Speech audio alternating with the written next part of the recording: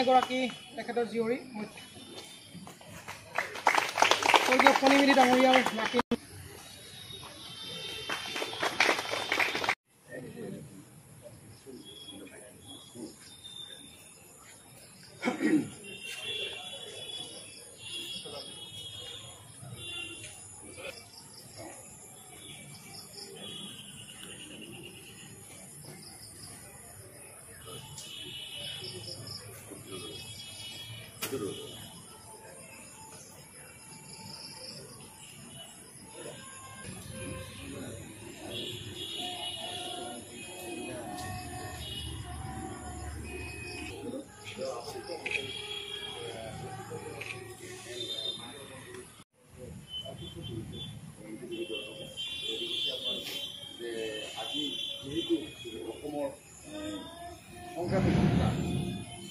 ফণীমেধি তেখেতৰ আজি 19 সংখ্যক মৃত্যু তিথি আৰু এই মৃত্যু তিথি উপলক্ষে বিভিন্ন কাৰ্যসূচী গ্ৰহণ কৰিছে অভয়পুৰী মহাবিদ্যালয় নিষ্পেষিত জনসাধাৰণৰ সংগ্ৰামৰ অধিকাৰৰ সংগ্ৰামৰ হকে যুঁজ দিয়া এটা সংগ্ৰামী সত্তা আছিল আৰু তেওঁ শেহতীয়াভাৱে তেওঁ কোচ ৰাজবংশী জনগোষ্ঠীটোৰ অনুসূচিত জনজাতিকৰণ উত্তৰ অভয়পুৰী বিধানসভা সমষ্টিৰ পৰা এবাৰ বিধায়ক হিচাপে নিৰ্বাচিত হৈছিল আৰু লগতে তেওঁ এজন পিছ অধিবক্তা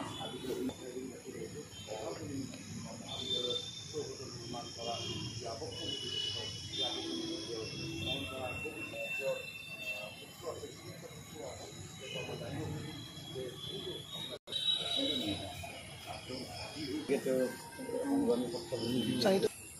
তেওঁৰ যিখিনি কাম কৰিছিলে সেই কামখিনি যে ইনস্পিৰেশ্যন পায় মনত পৰা হয়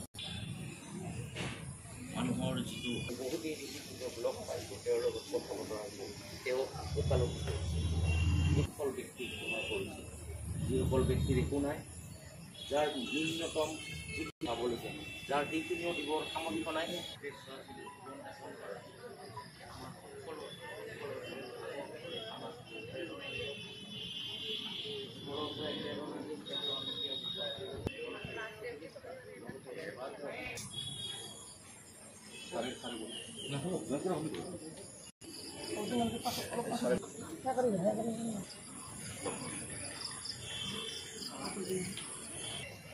আমাৰ মহান নেতা ফণীমেধিৰ মৃত্যুবাৰ্ষিকী উপলক্ষে আমি আজি ইয়াতে গোট খাইছোঁহি আৰু আমাৰ লগত আমি অতি সুখী যে আজি এই মুহূৰ্তত আমি পাইছোঁ ফণীমেধিৰ সুযোগ্য সন্তানসকলক আৰু তেওঁৰ নাতিনী এই মুহূৰ্তত এটা কথাই ক'ম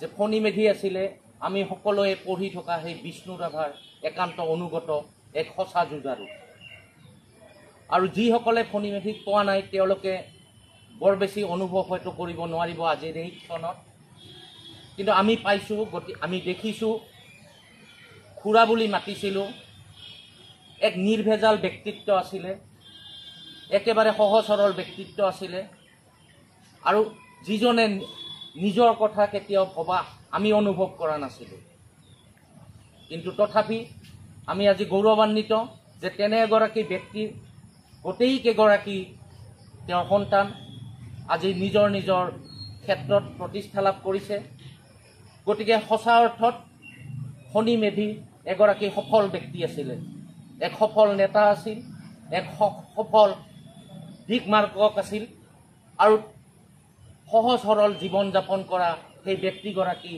আজি আমি 19 সংখ্যক মৃত্যু দিৱসত স্মৰণ কৰিছোঁ অতি শ্ৰদ্ধাৰে স্মৰণ কৰিছোঁ আৰু এই মুহূৰ্তত আমাৰ লগত আমাৰ মহাবিদ্যালয়ৰ মোৰ সমূহ সহযোগীসকল ছাত্ৰ ছাত্ৰীসকল কৰ্মচাৰীবৃন্দ আৰু সাংবাদিক বন্ধুসকল আজি আমি মৃত্যুবাৰ্ষিকী উপলক্ষে যদিও গোট হৈছোঁ ইয়াতে তথাপি আমি আজি সুখী যে একেলগে আজি আমি এই মহান নেতাগৰাকীক স্মৰণ কৰিবলৈ সুবিধা পাইছোঁ আৰু এই সুবিধাৰ লগতে আমাৰ পৰিয়ালৰ বৰ্গও আহি আমাৰ লগত যোগ দিছেহি গতিকে আমি একান্তভাৱে সুখী আমি ফণীমেধি আকৌ এবাৰ তেওঁক স্মৰণ কৰিছোঁ তেওঁৰ আত্মাই যাতে সদ্গতি লাভ কৰে কামনা কৰিছোঁ আৰু মোৰ সমূহ বক্তব্য ইয়াতে সামৰণি মাৰিছোঁ ধন্যবাদ আজি ফণীমেধিৰ 19 সংখ্যক মৃত্যু দিৱসৰ লগত সংগতি ৰাখি আমি এক শ্ৰদ্ধাঞ্জলি অনুষ্ঠানৰ আয়োজন কৰিছিলোঁ। আমাৰ মহাবিদ্যালয়ৰ সমূহ পৰিয়ালবৰ্গ তথা ফণিমেধিৰ পৰিয়ালবৰ্গৰ সহযোগত আমি এই অনুষ্ঠানটো আয়োজন কৰিছোঁ। ফণিমেধি আছিলে এক সংগ্ৰামী সত্তা, নিঃস্বজন সৰ্বহাৰাৰ তেওঁ আছিলে নেতা। তেওঁ আছিলে একেধাৰে এক সংগ্ৰামী ব্যক্তি। তেওঁ আছিলে এজন উকিল আৰু তেওঁ আছিলে এজন বিধায়কো। গতিকে তেনে এজন ব্যক্তিৰ যি জীৱন ধাৰণ আমি দেখি আহিছোঁ, সৰুৰ পৰাই দেখি আহিছিলোঁ, তাত আমি আজিৰ লগত যদি মিলাব যাওঁ আমি বিভিন্ন প্ৰভেদ আমি দেখা পাওঁ। কি এক সুন্দৰ সহজ সৰল জীৱন তেওঁৰ। এযোৰেই পোচাক, তেনেদৰেই তেওঁ ওলাই আহে ৰাতিপুৱা। খুৰা বুলি মাতোঁ, কোনোবাই দাদা বুলি মাতে, কোনোবাই জেঠাই বুলি মাতে। তেওঁ আহি ৰাতিপুৱাই কলেজৰ আমাৰ মহাবিদ্যালয়ৰ সন্মুখত আহি পায়। তাৰপিছত বিভিন্নজনে তেওঁক ঘেৰি ধৰে, আৱৰি ধৰে। কাৰোবাক যদি তেওঁ কোৰ্টত সহায় কৰিবলগীয়া হয়, কাৰোবাক বিভিন্ন সামাজিকভাৱে যিসকল নিষ্পেষিত হৈ থাকে, উপেক্ষিত হৈ থাকে, তেওঁলোকৰ সহায়ৰ বাবে তেওঁ বিভিন্ন কাম কৰিবলগীয়া হয়। গতিকে বিভিন্ন সময়ত আমি বিভিন্ন ৰূপত ফণিমেধিক পাইছোঁ।